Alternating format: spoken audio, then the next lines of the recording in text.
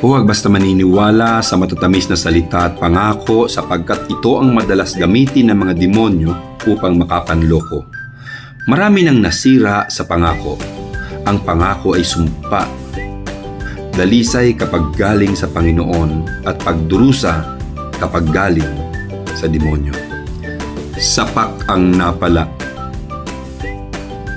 Sumpa ng binata sa nililigawan. Aking susungkitin ang tala at buwan at iaalay ko sa iyong harapan. Basta giliw ako'y sagutin mo lamang, bigyan mo lang ako ng 6 na buwan upang masungkit ko ang tala at buwan. Pag di ko nagawa, ako ay bibitaw at kusang kakalas sa ating sumpaan.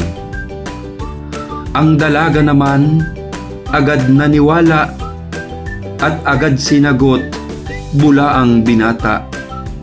Sa 6 na buwang patihati-haya ay wala pang buwan, wala pa ring tala. Nahan ang pangako na buwat bituin, 3 taong singkad ngunit wala pa rin. Ang tanong ng dilag na may panggigigil, putang ina naman ang sagot ng linsil. Siguro'y na high blood sa pinangakuan dahil nga matabil agad binigwasan. Umikot ang tingin ng kawawang ginang, doon niya nakita ang tala at buwan. Bigyan mo pa ako ng pagkakataon, saka maghintay ka ng 3 pang taon. Akala mo yata ay basta lang ganon manungkit ng tala? Aba naman agum. At walang nagawa ang kawawang ginang kung hindi magtiis at saka mag-abang. Lumipas ang araw, taon ay nagdaan, wala pang bituin, wala pa ring buwan. Asan ang buwan mong ipinapangako? Ilan ang kabit mo? Mahigit ng 10.